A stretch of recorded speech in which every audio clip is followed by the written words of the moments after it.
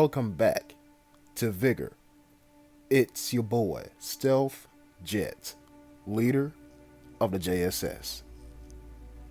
There was a video on Sagebrook where I warned you all that escalation week is coming. Well, here's the thing.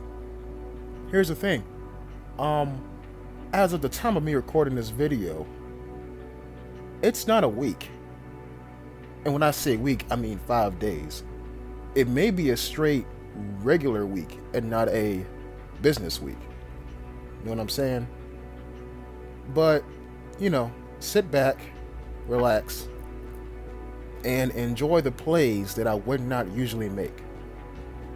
So, we're here on Viktorsen Station. And, there's teams and one other person. Now, the weapons, they don't look too severe. Not too severe. But it doesn't matter about the weapon. What matters is who is using it. No matter how trash a weapon can be, one can still pull off a headshot and get away with the best weapon in the game by using the worst weapon in the game. Now, am I saying I'm going to do that? Hell no. Because look, I tried using the grease gun, and it did not go well at all. So with that being said, we're here on this part of the map, and you will know that if you watch my videos, you'll know that I usually spawn on the other side of this here, like, housing area. So I'm watching this area, but yet when I don't see somebody going for the comm station immediately, I realize that maybe a team spawned a bit to the right of this area. My right, the building's left, and they don't decide to go for the comm station. To me, that's alright, that's okay. Because the team mentality is way different than the, than the solo mentality. The team mentality is to kill people, get their weapons, and go. Because it's hard to loot as a team, because you gotta, divide up the loot between two people. Or at least that's how it was back in the day. Now, today, things could have changed. I don't know. So, what I'm going to do is continue forward. And when I say continue forward, I mean get deeper into the map. You see, teams like to be in cover and play like it is Call of Duty. And I say that with the most, no offense, right? No offense. But if you're a team who brings out, let's say, 2 VZ-52 rifles, you're going to want to upgrade, right? And so what's the best way to upgrade? Kill a team with the best weapons, or with better weapons than you. And I say that because that's what's happening right in front of me. You heard a Vigor go off, but then you heard a VZ-52 rifle go off. Coincidence? I think not. So, we got teams here. One of them has a bugle. Another person has a VZ-52 rifle. Well, let's see what we can do here. Remember, these are plays that you would not usually see me do.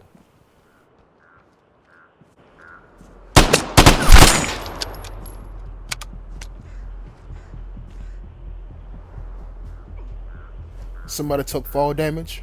They're coming around the building. Relocate.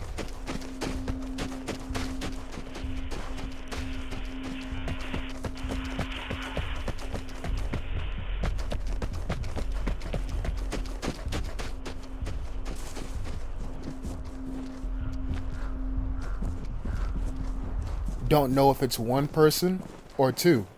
I knocked off one person. If it's a duo, one person's coming after me. If it is a trio, then 2 people. Best thing to do, worst case scenario. If it's 2 people, stay put, ambush one of them.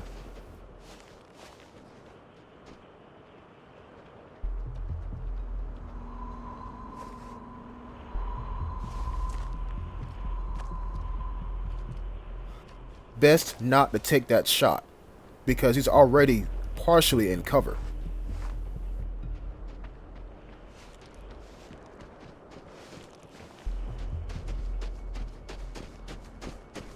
Vision is based on movement. Don't move my camera because it moves my body.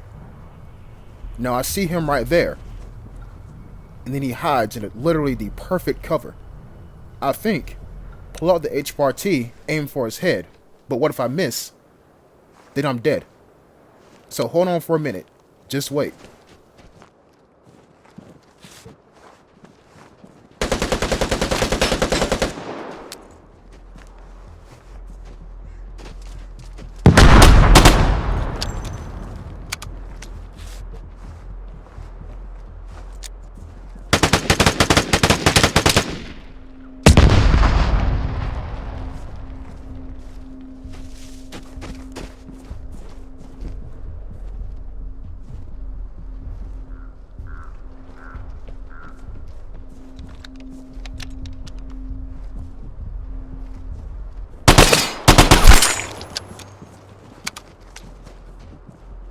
Can't celebrate. His buddy's around the corner of that building.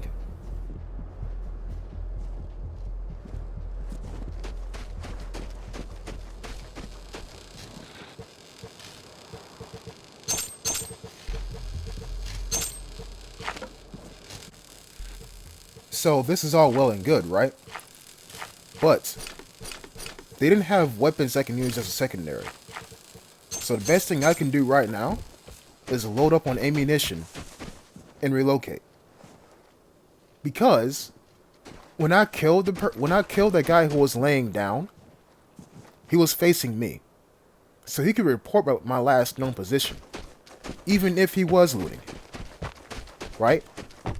But at the same time too, I don't know what his buddy has. You heard him. He was last heard on that side of the train station. But there he goes right there. So he's looking for me. That's obvious. And what I'm going to do, put on body armor. I might need it. Might need it. But you see, his buddy is looking frantically around for me. And you see, I could scare him by using a PSD. And I thought he was going to loot the bodies that were in that train station. If he did, then yeah, I would have took shots. But now he really wants to find me. Luckily, I get caught in a rail car. But Jet, why do you say luckily? Here's the thing.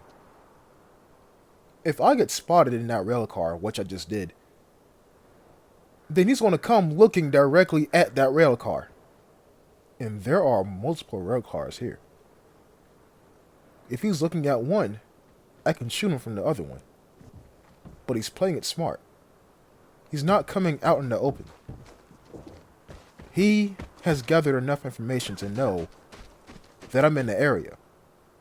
And this area has plenty of ambush spots. So I'm using my third-person camera to catch a glimpse of him. But eventually, he takes the bait. I hear him on the other side. This could have gone right. Could have.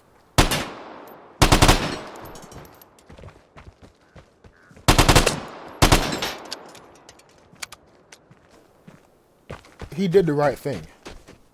Instead of going directly down that path with no cover, he jumped on top of the rail car and took off. And I specifically waited at that corridor because I knew if he comes running down that pathway, he's going to have nowhere to go. But he realized that and he jumped the rail car. Now, that doesn't mean that he left. That just means that he relocated. And you see him pulling a Denzel Washington and jumping from rail car to rail car. Yes, I love the movie Unstoppable. But for every time I get a kill in this game, and or get killed in this game, I realize I could have done something a bit differently to avoid my death or make someone else's death easier for them to receive it. What I just said was, yes, I could chase this guy down and probably kill him. But why would I do that? When literally the airdrop and the time safe are both behind me. But like I said, you are watching this in the midst of escalation week. What does that mean? You're going to see me do things that you wouldn't usually see me do. Or you're going to see me do things that I would say, don't do this. But Jet, you just hit him the detector. I know. But I'm also telling him where I'm at. If he uses a PSD and it picks up that transmitter and not me, he's going to realize that it's not a person. I mean, it is a person, but one of those dots is a transmitter. Because he's seen me shoot at him.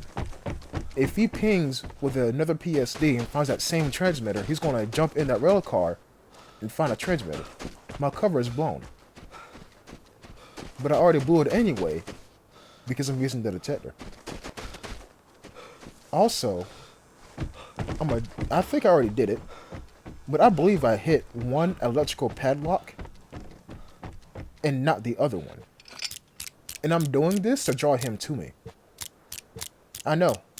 Very arrogant, I know. Because I hit the detector, then hit one padlock instead of looking for them both and going at them one after another, it's giving him time to come over here, set up an ambush, and attempt to kill me. But that's what I want. I don't want to go chasing him into an urban environment where there's solid cover. Instead, what I want is for him to come down here while I have solid cover in the height advantage, aka this house, and pull off a nice and easy kill on him because he's approaching my territory. That's what I want to happen. But you know, we got a whole cassette tape. Hooray. Delete one thing of ammunition because I do want an airdrop. But it turns out the guy already left. So I'm gonna grab this airdrop and then I'm gonna go home. So what is there to learn from this encounter? Nothing really. I don't want y'all to learn from me being aggressive. There are plenty of other channels that you can watch to learn how to be aggressive. What I want you to learn from me is that if you take chances, you better be ready and happy to receive the consequences, be it positive or negative. Now you see, I could have shot that guy on the corner of that house, but judging by his movement, he was looking one way and not at me. That was a key indicator that said, there may be another team here. There may be. If you take your chance too early, you're throwing all hope out the window of you receiving more information that will help you to gather a better understanding of the entire situation. What I just said was, if you shoot at somebody and you miss and or don't kill them, they are alerted to your presence and they are going to put up their guard, or they're going to be like, oh crap, there's two people shooting at me, so I need to run and not stay and fight one person. If they stay and fight one person, there may be a chance that they'll sit on one knee for a while, and that's your chance to get them in the head. So, like I said, stay tuned.